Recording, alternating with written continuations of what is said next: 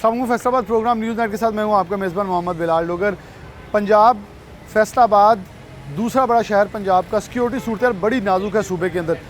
तीसरा बड़ा शहर है मुल्क का और सिक्योरिटी सूरत बड़ी नाजुक हो चुकी है। सबसे पहले अगर देखें तो पंजाब के अंदर वज़ीराबाद के अंदर साबिक़ वज़ीर पाकिस्तान के ऊपर फायरिंग होती है, FIR का तनाज़ा खड़ा होता है और पे दर पे शहर फैसलाबाद में PM के डॉक्टर साहब वाक़ होते हैं, फिर रेलवे रोड के ऊपर वाक़यात होते हैं। उसके बाद फैसलाबाद की अदालत, एडिशनल डिस्ट्रिक्ट एंड सेशन जज के अदालत के अंदर 2 अफराद, 2 भाई कत्ल कर दिए जाते हैं।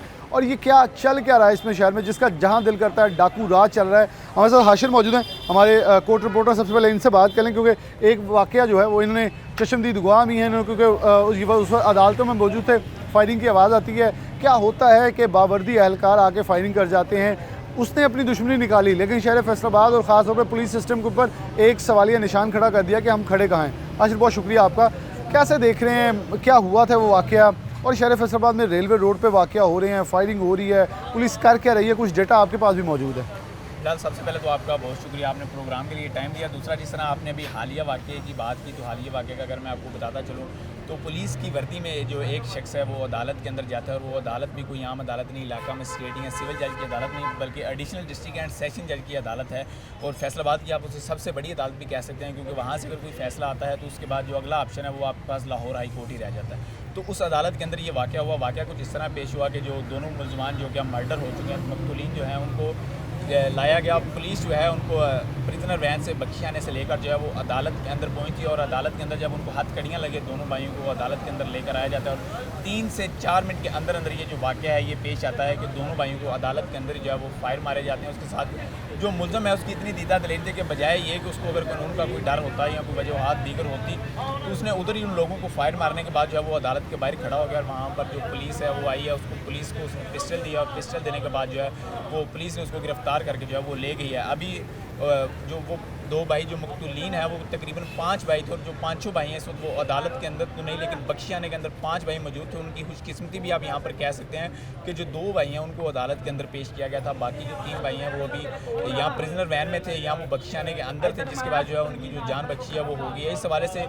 मुख्तलिफ सवालात भी उठाए गए, अदालतों की सिक्योरिटी पर बात की गई। और इसी वाक़े से एक दिन कबल जो है वो फैसलाबाद जो अदालतें हैं जिनको अमूमन दरबार वाले गेट के से मशहूर है, गेट हमारा जहाँ पर फौजदारी के जो जजेस हैं वहाँ भी फायरिंग हुई है, बैठते हैं, तो 2 दिन पहले वहाँ पर फायरिंग का वाक़या हुआ है। और 3 लोग जो है उसमें टोटल ज़ख्मी हुए थे। एक जो राहगीर है, 2 जो राहगीर हैं उसमें वो ज़ख्मी हुए, और एक जो साहिल है वो यहाँ पर ज़ख्मी हुआ। इसी एक माह के अंदर एक और बात करें तो सदियाना रोड पर इस तरह हुआ कि वो भी जो 5 लोग हैं वो पेशी पर आ रहे थे, 5 के 5 जो लोग हैं वो मर्डर हो गए। लेकिन अब अगर अदालतों की सिक्योरिटी की बात की जाए तो जिस तरह अदालतों में जब भी इस तरह का कोई वाक़या पेश आता है, ये 1 साल के अंदर चौथा वाक़या है अदालतों के अंदर। जब भी कोई वाक़या जो है वो पेश आता है तो अमूमन जो है वो कहा जाता है कि सिक्योरिटी जो है वो सख्त कर दी गई है। लेकिन इस वाक़े के बाद जो है वो हमें थोड़ी बहुत सिक्योरिटी जो है वो सख्त नज़र आई। वो कुछ इस तरह नज़र आई कि अदालतों का जो एक मेन गेट है उसको बंद कर दिया गया, और वहाँ से कोई भी, चाहे वो वकला हैं, चाहे कोई साइल है, चाहे कोई दीगर अदालती अमला है, वो अपनी गाड़ी या मोटरसाइकिल लेकर जो है वो अदालत के अंदर नहीं जा सकता। स्पेशल जो जजेस हैं वो अब सिर्फ अपने जो गेट है, बैक गेट जिसको अमूमन जजेस का गेट कहा जाता है, वो भी उसी तौर पर जो है वो उसी गेट से आएंगे। तो इसके बाद तवक्को की जा सकती है कि आइंदा जो इस तरह के वाक़यात हैं वो ना हो। लेकिन इसमें एक अहम किरदार जो है वो पुलिस का भी है, क्योंकि जिस तरह बिलाल भाई आप जानते हैं किसी के साथ भी अगर कोई ज़्यादती होती है तो वो पुलिस के पास जाएगा। लेकिन अफसोस के किससे कहना पड़ता है कि फैसलाबाद की अगर सिर्फ जो है वो अदालतों की बात की जाए तो 70 से ज़ायद जो है 22A और 22B की जो पटिशन्स हैं वो आती हैं। 22A और 22B की जो पटिशन्स हैं वो आती ही तब हैं जब पुलिस है, पुलिस की जान से। बस यहाँ से ये भी है कि जो पुलिस की कस्टडी में हथकड़ियाँ लगी हुई हैं, उसको कोई मार जाते तो पुलिस सिस्टम पर तमाचे मार जाता है। और सरकारी जो असला है वो सरकारी असला उसके साथ था, वो सरकारी वर्दी है। सरकारी वर्दी, कल को कोई भी 5000 की वर्दी खरीद के जो मर्जी कर सकता है। इस तरह अब हमारे यहाँ अमूमन होता है इस तरह कि अगर कोई वकला हैं, वकला तो ठीक है, उनको इज्जत देनी चाहिए अगर उनकी आप तलाशी नहीं ले रहे, क्योंकि उनका रोज़ आना जाना तो ठीक है। फॉर एग्जांपल अगर जिस तरह आपने पुलिस की बात की, कल को कोई जो है वो काला पेंट कोट डाल के वो अंदर आ सकता है और अदालत के अंदर आ सकता है, उसकी तलाशी नहीं होती, वो इस तरह किसी बंदे को मार सकता है। तो इसमें अमूमन तो है या सबसे ज़रूरी है तो वो तो पुलिस को चाहिए कि पुलिस अपना काम करे, क्योंकि इस तरह के मामला ज़्यादातर अदालतों में तब भी आते हैं जब पुलिस जो है वो अपना काम अच्छे तरीके से नहीं कर रही होती, तो मामला जो है वो अदालतों में जाता है। पुलिस काम नहीं करती तो लोग 22A और 22B की जो पटिशन है वो अदालतों के अंदर दायर करते हैं। रोज़ाना 70 से ज़ायद जो शहरी हैं वो अदालत से रजू करते हैं कि मुकदमा के अंदराज के लिए। और बिलाल इसमें आप देखें, इसमें आपको कोई अगर किसी का मर्डर हुआ है या कोई ज़ख्मी हुआ है तो इस तरह की वजूहत तो समझ आती हैं। लोगों को एक अपने मोटरसाइकिल की 10 से 15,000 रुपये अगर उनका चोरी हुआ है या डकैती हुई है तो उसके लिए भी जो है वो उनको अदालतों का रुख करना पड़ा है। और इसकी एक ही वजह है कि आपकी पुलिस जो है वो काम नहीं कर रही और आपकी अदालतों पुलिस- की सिक्योरिटी का सूरत आपके बहुत सामने शुक्रिया हाशिर, पुलिस काम नहीं कर रही और पुलिस के ऊपर सवाल निशान ये है कि आवाम को सिक्योरिटी देने वाले अदारे क्या कर रहे हैं। क्या वॉक थ्रू गेट तक नस्ब नहीं किया जा सकता? क्या जामिया तलाशी दूर की बात है, एक हल्की फुल्की तलाशी नहीं जा सकती, जो कि सैकड़ों सवालात खड़ी करी है। हमारे साथ डिस्ट्रिक्ट बार एसोसिएशन के सदर होंगे, उनकी तरफ लिए चलते हैं। इस वक्त डिस्ट्रिक्ट बार एसोसिएशन के सदर हमारे साथ मौजूद हैं, क्योंकि अदालतों के अंदर भी एक अफसोसनाक वाक़या पेश आया। 2 भाइयों का कत्ल अदालत के अंदर हुआ, एडिशनल डिस्ट्रिक्ट एंड सेशन जज की अदालत के अंदर। बिलाल अशरफ बसा साहब मौजूद हैं, इनसे बात करते हैं। बसा साहब, बहुत शुक्रिया वक्त देने के लिए। कैसे देख रहे हैं, एक अदालतों के अंदर भी एक अफसोसनाक वाक़या हुआ शहर फैसलाबाद के अंदर, टिकरीवाला के अंदर हो जाता है, रेलवे रोड के ऊपर हो जाता है, दुकानें लूट ली जाती हैं, आए रोज़ शहरी लूटे जा रहे हैं। PMA के डॉक्टर लियाकत के क्लिनिक के ऊपर उनसे कैश लूट लिया जाता है गन पॉइंट के ऊपर।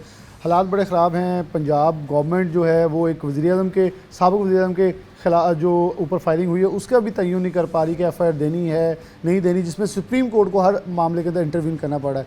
इतना बड़ा सूबा क्या कर रहा है, क्या चल रहा है?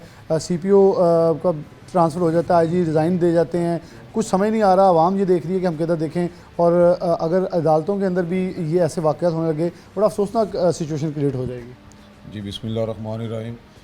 लोगर साहब, बात यह है कि अदालतों में ये पहला नहीं है कि ये हमारी अदालत में पहली दफ़ा हुआ है। इस पूरे साल में ये तीसरा चौथा वाक़या है। तो पहले भी मैंने इनसे यही कहा था कि आप जो है वो फुल प्रूफ सिक्योरिटी दें। हमारे साथ बैठ के मान जाते हैं, कहते हैं जी हम आपको दे रहे हैं, जी हमने ये प्लान कर लिया, वो प्लान भी हमें बता दिया जाता है। तो वो प्लान जो होता है वो कागज़ों में ही होता है, अदरवाइज़ उस पर इम्प्लीमेंटेशन जो है वो कोई नहीं होती। ये इंतहाई अफसोसनाक है, और मैं समझता हूँ कि जब तक अदारे आज़ाद नहीं ना होंगे ऐसे ही होगा। आप वज़ीर आला का हुक्म चल रहा है, IG पे IG का हुक्म चल रहा है, IG ज़ाहिर है उसका तो हुक्म चलना चाहिए, वो अदारे का सरबराह है। लेकिन जब आप यही तो यह नहीं करेंगे कि राइट और रॉन्ग, गलत सही क्या है। एक एक्स प्राइम मिनिस्टर है, पाकिस्तान की सबसे बड़ी जमात का जो है वो चेयरमैन है, उसके ऊपर फायरिंग होती है, लोग वहाँ शहीद होते हैं, उसकी FIR के लिए भी जो है चीफ़ को हमने पहले दिन से हमने चीफ साहब को रिक्वेस्ट किया कि आप सोमोटो लें। और इसमें हर बंदे का हक है, जिसके साथ कोई जुल्म ज़्यादती होती है उसका ये राइट बनता है कि वो अपनी FIR दर्ज करवाए। उसके बाद आपने देखना है जी इसमें कौन गुनाहगार है कौन बेगुनाह है, तो उसमें तफ्तीश हो, और जो इसमें कल्पर्ट्स हैं उनको सामने लेके आया जाए। हमारे इदारों को भी चाहिए है, ISI है, फ़ौज है, सबको चाहिए कि इसकी साफ और शफाफ जो है वो तहकीकात करें। जो इसमें गुनाहगार लोग हैं उनको सामने लेके आएँ। खान साहब का मामला है उसमें भी, और ये जो हमारे साथ हो रहा है, आए दिन हमारे ऊपर फायरिंग हो रही है। खुद मेरे ऊपर फायरिंग हुई, मेरा गनमैन शहीद हुआ, लेकिन वो उन्होंने मुझे कहा जी कि हम आपको गनमैन दे रहे हैं, तो वो मुझे एक लॉलीपॉप दे के तो वो PIC में भेज दिया रिकमेंड करके। तो ये समझते हैं कि इसी तरह ये मामला चलेंगे, इस तरह ये चलने नहीं है। हालात शहर के बहुत ख़राब हैं, और जितनी ये महंगाई हो गई है, जिस दिन से ये इम्पोर्टेड गवर्नमेंट आई है, इसने जो महंगाई का बाज़ार गर्म कर दिया, कोई बंदा बिजली के बिल नहीं जमा करा सकता। तो उसके बाद क्या होना, डकैतियाँ होनी हैं, चोरियाँ होनी हैं, लोगों ने पैसे लेके लोगों को मारना है, और वही आप देख रहे हैं हो रहा है। तो CPO हमारे साल में आप देखें ये तीसरे CPO साहब हैं जो यहाँ से चेंज हो गए हैं, ट्रांसफ़र हो गए हैं। तो कंटिन्यूटी कोई नहीं है, कोई तसलसल नहीं है अदारों में, किसी बंदे को काम नहीं करने दिया जाता। वो मजाक ही बना दिया है IG साहब ने भी, बस वो पता नहीं क्या उनका बंदा कहे, वो जाके कह रहे हैं जी मुझे CM ने रोका हुआ है FIR देने से। मतलब झूठ पे झूठ, झूठ पे झूठ। ये निज़ाम जो है ना, ये नाइंसाफ़ी का निज़ाम, इसने चलना कोई नहीं है, ये चल नहीं रहा, बस इसको धक्के लग रहे हैं, कभी किसी तरफ कभी किसी तरफ। अगर इसके अलावा भी हम देखें अदालतों के से हट के गली बाज़ारों के अंदर, ये बिल्कुल आपसे मुल्हिका रेलवे रोड है, इधर 2 दिन में अंदर 11 दुकानें एक दिन लूटी गई, फिर दूसरे दिन फायरिंग हो जाती है। शहर फैसलाबाद के अंदर से वाक़यात, क्योंकि बेसिकली लोग सबसे ज़्यादा आप लोगों की तरफ देखते हैं कि वकला बरादरी है, इंसाफ के तकाज़े पूरा करने के लिए जुडिशल सिस्टम की तरफ आएंगे, आप लोगों की तरफ आएंगे। अगर एक जज की मौजूदगी में ऐसा वाक़या होगा तो जज भी डर रहा होगा कि मैं जिस अदालत में बैठा हूँ और यहाँ ये हो सकता है, तो फिर किसी भी जगह पे पहुँच सकते बावर्दी एहलकार। ये सबसे बड़ा अफसोसनाक है कि जिसने तहफ़्फ़ुज़ देना है वो खुद ही उन वर्दियों को ओढ़ कर, तो कल को कोई भी वर्दी 5000 की ख़रीद के पहन कर आ जाएगा, किसी को कत्ल कर जाए, पता नहीं चलेगा कौन किसको मार गया। फिलहाल एक्चुअली ये है कि ये जितने हम डॉल्फिन है, दूसरी फोर्स है, तीसरी फोर्स है, ये अपने नंबर बनाने के लिए ना कि ये पिक्चर बनाई, ये भेज दीजिए, हमने सीपीओ को भेज दिया, एसपी को भेज दी, उसमें होता यही है कि काम कोई नहीं हो रहा। एक बंदे के पास से 2 चरस के सिगरेट पकड़े जाते हैं, ये 9C का उसके ऊपर FIR देते हैं। जो बड़े हैं, जो यहाँ ड्रग डीलर हैं, उनके ऊपर कोई बंदा हाथ नहीं डालता। मैं यकीन के साथ ये बात आपको कहता हूँ कि बग़ैर SHO की मर्ज़ी के और बग़ैर उसकी जो है वो उसके इमा के बग़ैर और बग़ैर उसके पैसे लेने के ना तो कोई जुआ करा सकता है और ना कोई मंशियात फरोशी कर सकता है। ये सब मिले हुए हैं, ये सारा इनका गंद खेल है। ये जो खेल रहे हैं, मैं आपको एक बात क्लियर कर दूं, अगर ये जो लोग ऐसे करते हैं ना, इनकी औलादें अपनी जो हैं वो नशे पे लग जाती हैं। बर्बादी है इस मुआशरे में। ये सारे जो हैं अपने अपने जो है ना वो बना रहे हैं, नंबर बना रहे हैं कि हमने ये किया, हमने वो किया। प्रैक्टिकली कोई बंदा कुछ नहीं कर रहा। ये लोगों को कोई इंसाफ नहीं मिल रहा। फिर लोग कहते हैं कि जी हमें इंसाफ नहीं मिला, तो वो आके फिर अदालतों में खुद इंसाफ लेते हैं। तो मेरी तो जुडिशल सिस्टम्स का भी मैं कहता हूँ कि बेड़ा गर्क हुआ है। और उसके अलावा इंतज़ामिया जो है वो तो है ही कठपुतली है, पपट्स हैं। कभी वो नून लीग आके बिठा देती है, कभी PTI बिठा देती है, और कभी कोई और आके बिठा देता है। इनकी डोरें कहीं और से ही हिलती हैं, पता नहीं इनका अल्लाह ही हाफ़िज़ है। इस मुल्क के अवाम तो ये तो बेचारे भेड़ बकरियाँ हैं, इनके साथ जो सलूक किया जाता है वो आपको भी पता है, मुझे भी पता है। बहुत शुक्रिया बिलाल अशरफ बसर साहब मौजूद है। बड़ा तफसील से इस हवाले से बात हुई कि ख़ास तौर पर आवाम को खुद इंसाफ लेने के लिए शायद बाहर निकलना पड़ा। ये पॉइंट का बड़ा वैलिड था। जब अदालतों से ख़ास तौर पर जुडिशल सिस्टम के अंदर कुछ चीज़ें ताख़ीर का शिकार होती हैं तो लोग इंसाफ लेने के लिए गैर कानूनी तरीके और गैर कानूनी हरबे जो हैं वो इस्तेमाल करते हैं, जो कि अफसोसनाक है। मुआशरे के अंदर फैलता हुआ अदम इस्तेकाम हमारे मुआशरे के लिए, ख़ास तौर पर नौजवान नस्ल के लिए बड़ा ख़तरनाक है। प्रोग्राम में आगे लिए चलते हैं।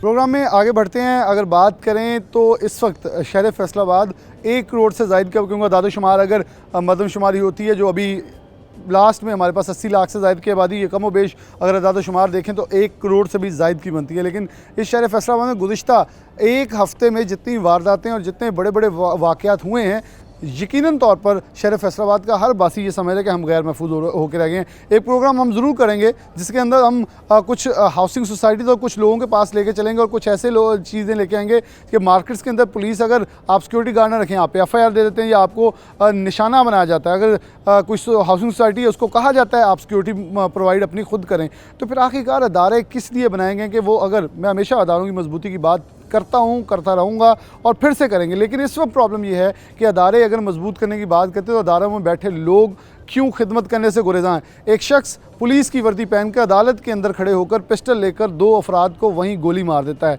क्या वो जज, वो वकला, वो अदालत इसकी पासदार नहीं थी कि इस वर्दी को आपको इसलिए नहीं दिया गया था कि आप ज़ाती रंजिशें वहाँ लेकर पूरी करें। और उसके बाद अगर किसी घरों में देखें, जो ठिकरी वाला करीब वाक़या होता है वहाँ भी ये वाक़या पेश आता है। फिर इसके बाद शहर फैसलाबाद के अंदर पाकिस्तान मेडिकल एसोसिएशन के डॉक्टर्स जो हैं, फैसलाबाद के जो मसीहा हैं, वो गैर महफूज होकर रह गए हैं। डकैतियाँ हो रही हैं, रेलवे रोड के ऊपर दुकानें लूटी जा रही हैं, फायरिंग हो रही है। इस शहर में चल क्या रहा है? सबसे पहले पाकिस्तान मेडिकल एसोसिएशन के डॉक्टर साहिबान हमारे से मौजूद, उनसे बात करते हैं। डॉक्टर इरफान से आगाज़ कर लेता हूँ। डॉक्टर साहब बहुत शुक्रिया वक्त देने के लिए। कुछ PMA के हवाले से आपने एक प्रोटेस्ट भी किया, आप पहले अपने मसाइल बता दें कि पुलिस सिक्योरिटी अदारे जो फैसलाबाद के हैं उनसे क्या तहफ़्फ़ुज़ात हैं और क्यों कोई प्रॉम्प्ट एक्शन करने में नाकाम नज़र आ रहा है। सबसे बड़ी बात है कि डॉक्टर एक बहुत सॉफ्ट टारगेट है। ये डाकुओं के लिए भी सॉफ्ट टारगेट है और पेशेंट के अटेंडेंट के लिए भी सॉफ्ट टारगेट है। हमें सिक्योरिटी की ज़रूरत होती है, लेकिन बदकिस्मती ये है कि जब भी किसी भी डॉक्टर के साथ कोई इशू आ जाए और वो 15 पे भी कॉल करता है, वो मुतलका थाने में भी कॉल करता है, हमारी क़यादत भी मुतलका थाने में क़यादत बात करती है, लेकिन बदकिस्मती से किसी ने आज तक रिस्पॉन्स नहीं दिया। फिर हमें मजबूरी तौर पे हमें हड़ताल की कॉल देनी पड़ती है, स्ट्राइक की, एहतजाजी मुजाहरा करते हैं और उसके बाद बुरे भी बनते हैं पेशेंट के आगे भी, फिर वो FIR दर्ज हो जाती है। अब रिसेंटली भी डॉक्टर लियाकत के खिलाफ जो इशू आया, इसके लिए भी हमारा सिर्फ एक मुतालबा था कि FIR दर्ज कर दें, बाकी आप जो भी इशू है वो सारे मुतलका सब इंस्पेक्टर या कोई भी इन्वेस्टिगेशन ऑफिसर है वो उसको हल कर दे, लेकिन कोई FIR दर्ज नहीं की गई। और अगर ये हम पुलिस से मौक़िफ़ लेंगे तो कहेंगे फर्स्ट इन्फॉर्मेशन रिपोर्ट दर्ज करवाने से लोग पता नहीं क्यों कतराते हैं, पता नहीं वो क्यों उसे पर्चा समझ के बहुत बड़ा ले लेते हैं। ये तो फर्स्ट इन्फॉर्मेशन रिपोर्ट है, लेकिन जब लोगों पास जाते हैं कि वो कहते हैं पुलिस अब फर्स्ट इन्फॉर्मेशन रिपोर्ट नहीं दर्ज कर रही। बिल्कुल, पुलिस का कुछ वो दावा करते हैं हमारे पास स्टाफ कम है, चलो स्टाफ कम है, क्राइम हो रहे हैं, लेकिन FIR तो आपने दर्ज करनी है ना, वो तो आपके मुहर्रर ने दर्ज करनी है ना, वो तो थाने में मौजूद है, वो क्यों रिलक्टेंट है। लेकिन बदकिस्मती हमारी ये है कि हमारी एक मकबूल तरीन जमात का लीडर वो अपना FIR दर्ज नहीं करवा पा रहा, तो हम किस बात की मूली हैं। और ये शो कर रहा है कि यहाँ पर ताकत का रूल है। अगर कोई ताकतवर आपको जुल्म करेगा, आपको जबर करेगा, आपको कोई डकैती करेगा, आपकी चोरी करेगा, आपको कत्ल करेगा, आप उसके खिलाफ FIR तक नहीं दाखिल करवा सकते। तो यहाँ तक दूसरी जो चीज़ें सबसे बड़ा हमारे डॉक्टर को आ रहा है मसला कि हमारे डकैतियाँ बहुत हो रही हैं। डॉक्टर अपने क्लिनिक पे बैठे हैं, जारी बात है उन्होंने कैश से डील करना है, पेशेंट के पैसे लेने हैं।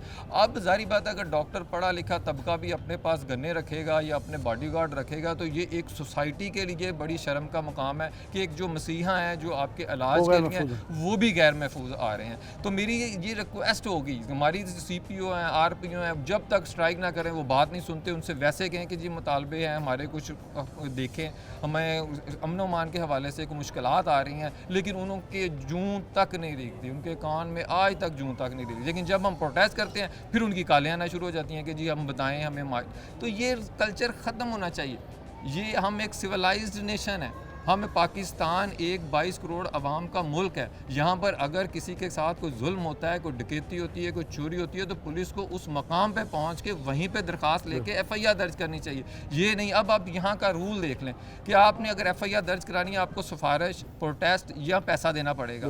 उसके बाद आपने जाए वकूआ का नक्शा बनाना है, पैसा देना पड़ेगा। उसके बाद इन्वेस्टिगेशन ऑफिसर को पैसा देंगे तो वो सही करेगा, आप हक पे भी आपको पैसा देना पड़ना है। नहीं तो मुलजम जो दूसरा है जिसने क्राइम किया वो पैसा दे के इन्वेस्टिगेशन तब्दील करवा देगा। उसके बाद कोर्ट में जाएंगे तो कोर्ट 5 से 10 साल तक हमें कोई मुकदमा लड़ना पड़ता है। अगर मेरे साथ डकैती हुई है तो 5 से 10 साल तक मैं कोर्टों के चक्कर लगाऊंगा, मैं वकला करूंगा और एट द एंड क्या कहेंगे जी पुलिस ने इन्वेस्टिगेशन ठीक नहीं की थी, इस वजह से डाकू को शक का फ़ायदा दिया जाता है और वो बाहर निकल के हम पे ऊपर हमलावर होता है, वो हमें थ्रेट भी देता है, वो हमें कहता भी है कि ये देखें हमारा आपने क्या कर लिया। तो जहाँ पर कानून मकड़ी के जाले की तरह हो और हर कोई उसको फाड़ दे तो वहाँ पर शरीफ आदमी की इज्जत महफूज नहीं हो सकती। अच्छा डॉक्टर साहब, एक बड़ा बुनियादी सवाल है आगे बढ़ने से पहले। शाह महमूद कुरैशी भी रात फैसलाबाद थे, वो भी यही बात कर रहे हैं, IG आप सुन लो, अगर पर्चा दर्ज ना हुआ, गवर्नमेंट आपकी है, अदारे आपके हैं। हम इस वक्त पंजाब पुलिस की बात कर रहे हैं, इमरान खान पे फायरिंग होती है, 3 लेयर्स आपकी थी,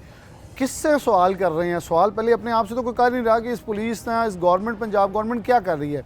डॉक्टर एहतियात करते रहे, डॉक्टर्स को भर्तियाँ एक तरफ रह गई, हमने उस पर प्रोग्राम किया, सिक्योरिटी एक तरफ रह गई, उनके हकूक़ एक तरफ रह गए। हर अदारा देख रहा है कि पंजाब पुलिस, जब पंजाब का अदारा, इस वक्त पंजाब गवर्नमेंट पूरी मफलूज बैठी है, वो उसको कह रहा है अंदर ही गवर्नमेंट के लोग एक दूसरे की तनकीद करी जा रहे हैं। पुलिस का महकमा बुनियादी तौर पर इसका स्ट्रक्चर तबाह बर्बाद हो चुका है।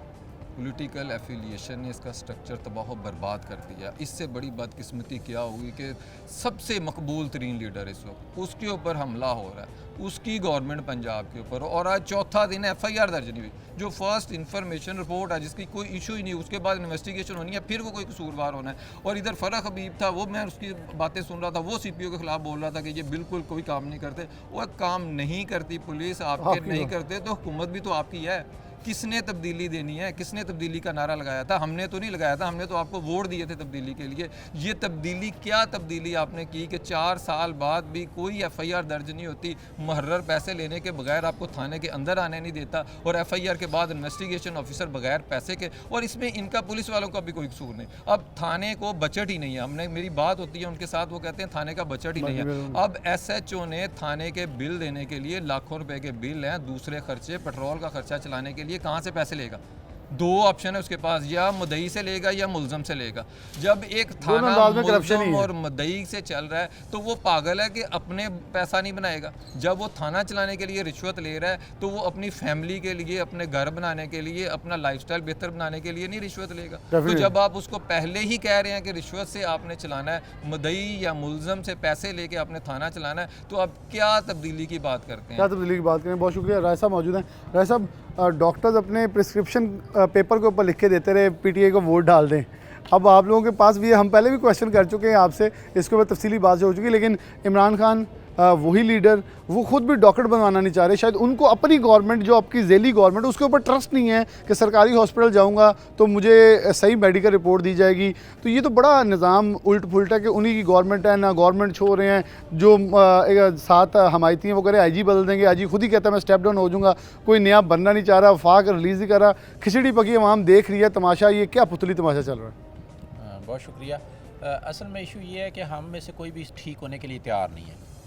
जहाँ तक अपने खान साहब की बात की, डॉक्टर्स कम्युनिटी ने बहुत ज़्यादा सपोर्ट किया। अब वो तब्दीली क्या आई? वो तब्दीली ये आई कि 4 साल बाद सिस्टम उससे ज़्यादा कोलैप्स्ड हालत में चला गया। फॉर एग्ज़ाम्पल, हमें अगर आपसे 4 साल पहले था, अगर किसी पे डॉक्टर को कोई फायरिंग होती थी, हमें याद है कि यहाँ पे डॉक्टर महमूद अलीम का मर्डर हुआ और पूरी नाइट CPO वाज ऑनलाइन और उन्होंने पूरी रात में ट्रेस कर लिया। आज अब कहाँ खड़े हैं 4 साल बाद? आज ये खड़े हैं कि डॉक्टर लियाकत पे फारिग होती है और 1 हफ्ते तक FIR नहीं हुई। 15 पे कॉल किए, 15 पे कॉल पे 2 डॉक्टर्स की कॉल के बावजूद पुलिस नहीं गई। जब हमने उसकी कंप्लेंट की है तो CPO साहब तो उसकी कंप्लेंट सुनने के लिए तैयार नहीं। उनका CPO है ही नहीं फैसलाबाद में, यानी CPO से बगैर है। एट द एंड RPO साहब को बुलाना पड़ा। RPO साहब को, ये RPO साहब का काम है। CPO किस लिए? जिस सिस्टम को डेवलप करने के लिए लाए गए थे, अनफॉर्चुनेटली उन्होंने वो सिस्टम का बेड़ा गर्क कर दिया। अब खान साहब चाहते हैं, हम वो सिस्टम चाहते हैं कि अपनी मर्ज़ी का हो। पूरी दुनिया में असूल था कि खान साहब को चाहिए था कि वो हॉस्पिटल जाते। जिस गवर्नमेंट को उन्होंने 4 साल गवर्न किया, जिस बात की उन्होंने हमसे वोट लिए थे कि मैं ये सिस्टम इतना अच्छा बनाऊंगा कि जो पुराने हुक्मरान हैं वो तो यहाँ अपना इलाज ही नहीं कराते, मैं खुद करूँ तो मैं करवाऊंगा। उन्होंने अपना डॉक्टर बना के अपना सरकारी जगह पे MLC कराना गवारा नहीं किया। तो उन्हें पता है ना मैंने क्या किया हुआ है, मैंने क्या बीजा हुआ है। जिस तरह इन्होंने कहा फ़रख हबीब और ये जितने लोग हैं, इन्होंने जो कुछ फैसलाबाद के साथ किया है, फैसलाबाद को तबाह बर्बाद कर दिया। इस वक्त फैसलाबाद कानूनी तौर पे, इंतज़ामी तौर पे लावारस हो चुका है। फ्रेंकली स्पीकिंग, 1 वीक में CPO haven't taken the notice कि 15 पे कॉल हो तो उसका फौरी तौर पर रिकॉर्ड जाता है CPO ऑफिस में और उसकी बाकायदा पूछा जाता है कि 15 पे कॉल हुई तो उसका क्या आउटपुट है। 1 हफ्ते तक प्रोटेस्ट की कॉल के बावजूद उस पर कोई कार्रवाई नहीं हुई। At the end RPO has to intervene कि जी सिस्टम कोलैप्स हो गया तो मैं मौजूद हूँ। और जब मैं उनसे मिलने गया तो वो यही कह रहे थे, डॉक्टर साहब आप ये बता दें कि अच्छा कार्रवाई नहीं हो रही, मेरा जितना फ़र्ज़ है। अब मैं हैरान था कि RPO का क्या फ़र्ज़ है। वो कह रहे थे कानून है। नहीं, डायरेक्शन नहीं, वो उनके वर्ड्स बहुत अच्छे थे। उन्होंने कहा कि डॉक्टर साहब बताएं कानूनी तौर पे हमें कुछ करना चाहिए, वो मेरी रिस्पॉन्सिबिलिटी। मैं हंस पड़ा कि सर 1 वीक में कानून कहाँ है? 1 वीक पास हो गया है, एक बंदे को मारा गया। गलत सही होना एक अलहदा चीज़ है। उसने 15 पे कॉल की, रेस्क्यू के लिए कॉल की, कोई बंदा रेस्क्यू के लिए नहीं गया। अब उस थाना का, अब आप अंदाज़ा कर लें, उन्होंने वो पहली दफ़ा सुना ये है कि पंजाब पुलिस मुलज़म नहीं पकड़ती, पकड़ लिया तो मुअत्तल हो गए। तो आपने सिस्टम ही इस लेवल पे कोलैप्स कर दिया। गलत बयानी, झूठ ऊपर से लेके नीचे शुरू हो गया, जिससे पूरा सिस्टम कोलैप्स हो गया। और फैसलाबाद तो आई वुड से कि लिटरली लावारस हो गया।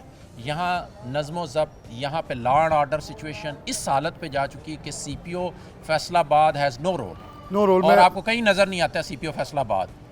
इतनी बड़े एहतजाज में RPO का लेवल ही नहीं है कि वो इन चीज़ों को हैंडल करे। ये CPO की जिम्मेदारी पता ही नहीं। पता नहीं। मैं डॉक्टर साहब बहुत शुक्रिया आपका भी।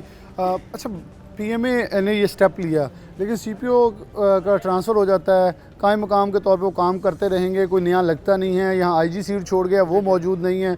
तो इस सबसे बड़े सूबे को जिसके ऊपर पंजाब पाकिस्तान चलता है, उसको जैसे ढांचे को बिल्कुल मफलूज किया गया। सब हैरान है। आज़म स्वाति प्रेस कॉन्फ्रेंस करते हैं, उनकी अपनी KPK में गवर्नमेंट उनकी फैमिली को तहफ़्फ़ुज़ नहीं दे पा रही। समझ नहीं आ रहा कौन किसको तहफ़्फ़ुज़ दे रहा है, या आवाम खुद को खुद तहफ़्फ़ुज़ देंगे। इसमें मैं डॉक्टर इरफान की बात को विशेष करना चाहता हूँ और राय साहब की बात को विशेष करना चाहता हूँ कि पॉलिटिकल सिस्टम जो है वो टोटली कोलैप्स कर चुका है। इसमें हम रिस्पॉन्सिबिलिटी, PTI की रिस्पॉन्सिबिलिटी क्यों ज़्यादा बनती है कि उन्होंने तब्दीली का नारा लगाया था। ये नारा किसी और पार्टी ने नहीं लगाया था। अगर हम आजम सवाती की बात करें तो उसने भी जो बोया था वो आज उसको बीज उसने लगाए थे वो उसके आगे आ रहे हैं। उसने भी बहुत सारी ज्यादतियां की हैं। आपको पता है सोशल मीडिया पे वो जो बच्चे मरियम नवाज के खिलाफ भी जो आप उन्होंने सब जानते हैं, वो जो इन्होंने बोया वो इनके आगे आ रहा है। अब मैं डॉक्टरों की बात जो आप कह रहे हैं ना कि डॉक्टरों को तहफ़्फ़ुज़ नहीं मिल रहा, उसका एक आपको 3-4 माह पहले का वाक़या चन्नौर जनरल हॉस्पिटल का। वहाँ पे मेरे साथ कुछ बंदे आकर झगड़ा करते हैं, मैं 15 पे कॉल करता हूँ तो 15 आती है, मैं बंदे पकड़वाता हूँ और मैं खुद अपनी MLC करवाने चला जाता हूँ तो 15 वाले उसको बंदे छोड़ देते हैं। वो सिगरेट पीने के लिए गए जी, हमने छोड़ दिया उनको।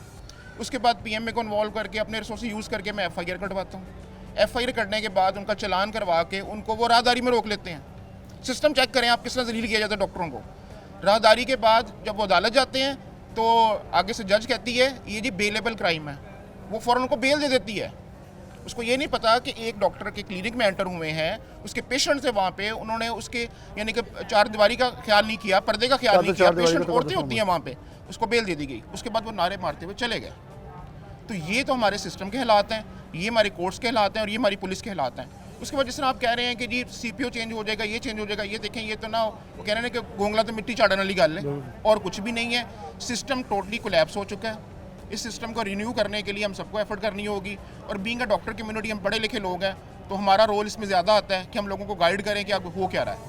बहुत शुक्रिया। मेरे ख्याल में इनके बाद के मैं आखिर पे ब्रेक की तरफ जाते हुए सिविल सोसाइटी को जो भी ऑर्गेनाइजेशन जैसे फैसल चैम्बर है, PMA है, YD है, एसोसिएशन बैठ के मेरे ख्याल में अपनी गवर्नमेंट बना ले एक शहर की हद तक, ताकि सिक्योरिटी प्रोवाइड हो, जो पता चल जाए हमने करना किसके लिए क्या है। क्योंकि बावर्दी एहलकार फायरिंग कर देते हैं, यहाँ किसने सिक्योरिटी लेनी है, किससे लेनी है, किसी को समझ नहीं आ रही। और इस वक्त डॉक्टर्स यकीनी तौर पर मसीहा, जैसे कोरोना में इन्होंने किरदार अदा किया और लोग जब अपने प्यारों से दूर कर रहे थे, उनसे डर रहे थे, जैसे जाफशानी के साथ इन लोगों ने खिदमात दी हैं, इनको अगर इस कटहरे पे लाके बिल्कुल बेसहारा छोड़ दिया जाएगा वो एक जुल्म ज़्यादती होगी। और अगर ये लोग यहाँ से डर के खौफ से अपने क्लिनिक्स बंद करेंगे तो पाकिस्तान में एक वाहिद चीज़ जो तिब्बी अमदाद मिल रही है, मिलना वो भी मिलना नायाब हो जाएगी। ब्रेक लेंगे, दोबारा हाजिर होते हैं।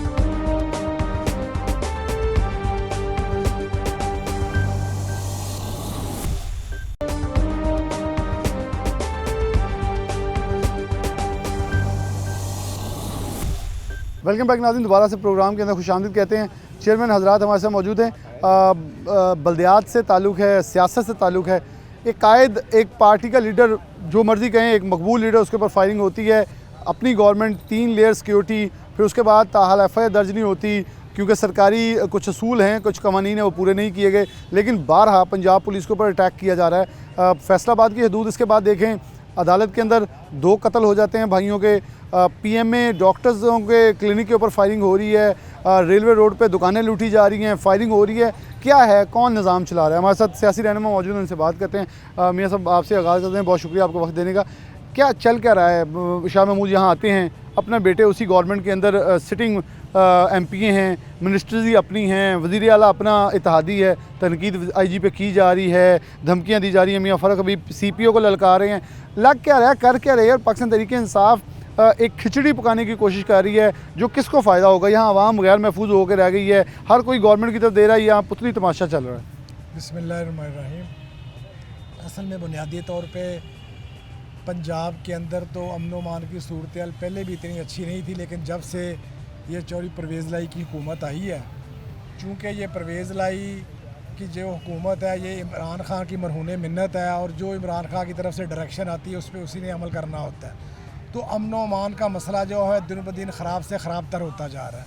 और अब आप देख लें कि फैसलाबाद के अंदर ही रोज़मर्रा इतनी वारदातें हो रही हैं कि लोगों को घरों से निकलते वक्त, घर में दाखिल होते वक्त, बाज़ार के अंदर, बाज़ारों के अंदर, घरों के अंदर, और जैसे कि कचहरियों के अंदर 2 मरतबा वारदात हो चुकी है, 1-2 भाई कत्ल हो गए हैं, कातलाने हमले हुए हैं। तो इंतहाई दगरगू है, क्योंकि हुकूमत का इस तरफ बिल्कुल ध्यान ही नहीं है, तवज्जो नहीं है आवाम को कोई सहूलत देने की या आवाम की ज़िंदगियों का, माल का तहफ़्फ़ुज़ करने की।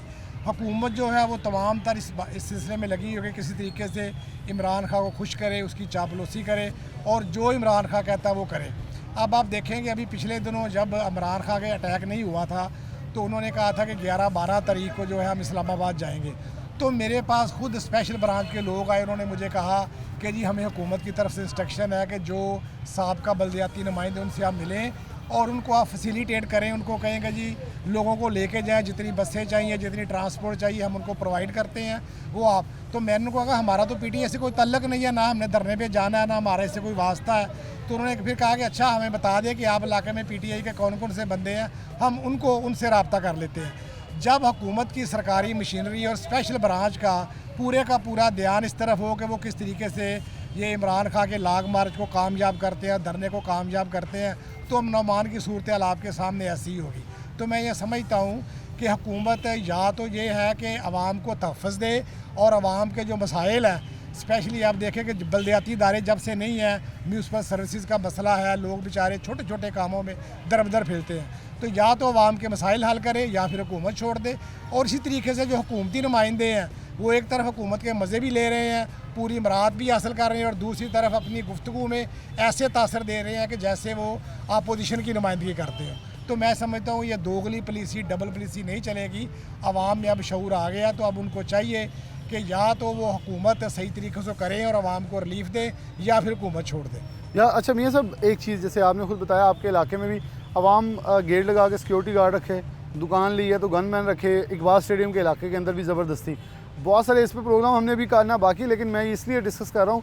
तो पुलिस क्या कर रही है? मतलब उनके ऊपर तनकीद की जा रही है, 4 सालों में उन्हें मजबूत करने की एक ज़रा कोशिश नहीं की गई, भर्तियाँ ना होने के बराबर रहीं, उन्हें थाना कल्चर तब्दील नहीं हो सका। फिर पुलिस पे भी तो वो तो एक मुलाजमीन है, जितनी नफरी उतनी खिदमत कर लेंगे, जब है ही नहीं। यहाँ तफ्तीशी के साथ जो होता है FIR दर्ज करवाने के लिए होता है, अगर एक वज़ीर-ए-आज़म अपनी FIR के लिए कवानीन पूरे नहीं कर पा रहा तो हम किसी से क्या एतराज़ करेंगे? देखो पुलिस भी बुनियादी तौर पे वही कर रही है जो हुकूमत कर रही है, क्योंकि जितने भी हुकूमती नुमाइंदे हैं उनको पैसे इकट्ठे करने के अलावा और कोई काम नहीं है। और पुलिस में जितनी सरकारी मुदाखलत अब है, इससे पहले सरकारी मुदाखलत नहीं थी। और पुलिस के भी जो लोग हैं वो कहते हैं ठीक है हमें मौका मिला हुआ है, हम भी दिन रात पैसे इकट्ठे करें। और सिफारिश का और रिश्वत का कल्चर आम है, जिसकी वजह से ना मेरिट पे कोई तैनातियाँ हो रही हैं, ना मेरिट पे लोगों का काम होता है। जो बंदा सिफारिश करवाता है, जो बंदा रिश्वत देता है, उसका काम हो जाता है। और इसीलिए अवाम जो है बेचारे दर बदर फिर रहे हैं। दर बदर फिर रहे हैं। मियाँ काशिफ साहब मौजूद हैं, नदीम साहब डोगर साहब ने हमें ज्वाइन किया, शुक्रिया आपका। मियाँ साहब, आप कैसे देखते हैं पुलिस इस वक्त लग रहा है कोई सिस्टम पंजाब में मौजूद नहीं है, गोलियां चल रही हैं, लोग ज़ख्मी हो रहे हैं, अदालतों के अंदर लोगों का कत्ल हो रहा है, जज के अदालत में उसके सामने रोस्ट्रम के पास, मतलब कौन किससे इंसाफ मांगेगा? हर कोई एक दूसरे की तरफ देख रहा है। डॉक्टर साहिबान के क्लिनिक्स पे हमले हो रहे हैं, एक हफ़्ता हो गया FIR दर्ज नहीं होती। यहाँ साबिक़ वज़ीर-ए-आज़म बैठा है, उसका FIR दर्ज नहीं हो रही। बड़ी कशमकश की सूरत हाल पैदा कर दी है। औज़ु बिल्लाहि मिनश शैतानिर्रजीम, बिस्मिल्लाहिर्रहमानिर्रहीम। अफसोस वाली बात है, फैसलाबाद के अंदर रेल बाज़ार में 11 दुकानों पर डाका और पुलिस खामोश तमाशाई बनी हुई है। और उससे बड़ा अफसोस कि अदालत के अंदर दुराने समात 2 भाइयों का मर्डर, ये जुल्म है। अल्लाह की मखलूक परेशान है, इन लोगों को शर्म नहीं आती कि हालात हर रोज़ दिन ब दिन परेशानी की तरफ जा रहे हैं। और बदनसीबी ये है कि पंजाब का वज़ीर आला परवेज़ इलाही साहब हैं और वो ख़ुद ही उनकी सारी टीम ये कह रही है IG गलत है, फ़लाँ अफसर गलत है, CPO गलत है। अगर इन लोगों से एडमिनिस्ट्रेशन नहीं चलाई जा रही तो परवेज़ इलाही इस्तीफ़ा दे दें। देखें ना, अमन व अमान को कायम रखना तो आपकी ज़िम्मेदारी है। अगर कंटेनर के ऊपर हमला हुआ, हम तो अफसोस करते हैं कि अल्लाह ताला उस शहीद के दर्जात बुलंद करे और जो ज़ख्मी हुए हैं अल्लाह ताला उन्हें सेहत और तंदुरुस्ती अता करे। सियासत, पॉलिटिशियन इस बात की इजाज़त नहीं देता। बिल्कुल सही है, ये तो खिदमत करने का एक रास्ता है, लेकिन सियासी इख्तलाफ अपनी जगह, इससे आगे नहीं जाना चाहिए। अफसोस कि ये किस डगर पर चले हुए हैं, कौन सा इनका माटो है जो समझ से ही बालातर है। हर आदमी परेशान है। अगर मेरे भाई जो भी मामलात है, आप सहाफ़ी हैं, अपनी नज़र से देख लें, पूरे पंजाब का अमन व अमान बिल्कुल ख़राब हो चुका है। कोई एडमिनिस्ट्रेशन करने वाला नहीं है, कोई निज़ाम को चलाने वाला नहीं है। इधर हर आदमी ताजर को पूछ लें वो गैर महफूज है।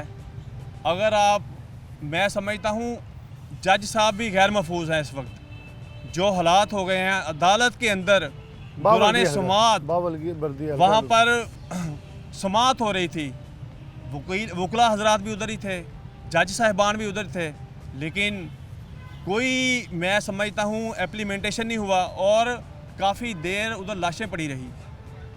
ये बेहिसी नहीं है तो और क्या है? खुदारा अगर आपसे नहीं कुछ हो रहा है तो अवाम तो यही कहेगी ना, अवाम तो बेहतरी चाहती है, तो आप इस्तीफ़ा दे दें। इस्तीफ़ा दे दें। सरदार नदीम साहब डोगर साहब हमारे साथ मौजूद हैं, अपोजिशन लीडर रह चुके हैं, म्यूनसिपल कॉर्पोरेशन के बड़े एक्टिव, इस वक्त पाकिस्तान तहरीक इंसाफ की तरफ से PP 112 के उम्मीदवार भी हैं। नदीम साहब, आप कैसे देखते हैं कि परवेज़ लाई के ऊपर आपकी पार्टी में से इस वक्त बहुत तनकीद हो रही है? यहाँ हमने देखा शाह महमूद ने जैसे ललकार के IG को कहा, बेसिकली पंजाब गवर्नमेंट के ऊपर इतराज़ था। वो कौन सा ग्रज निकाल रही है हमें नहीं मालूम, लेकिन इमरान रियाज खान एक पाकिस्तान तहरीक इंसाफ के सहाफ़ी जो बड़े प्रो उनकी तरफ लिख रहे हैं, उनका और मोना सलाई का ट्विटर के ऊपर एक जंग, और ये कह देना कि जब हुक्म होगा पर्चा क्या बहुत कुछ हो जाएगा, ये बड़ी तजब्ज़ब का शिकार कर रही हैं चीज़ें। और फिर शहर फैसलाबाद में सिक्योरिटी के मामला बड़े ख़राब हो रहे हैं। जी बिस्मिल्लाहिर्रहमानिर्रहीम। सबसे पहले तो आपका शुक्रिया कि आपने यहाँ पे मुझे इजहार ख्याल का मौका दिया है।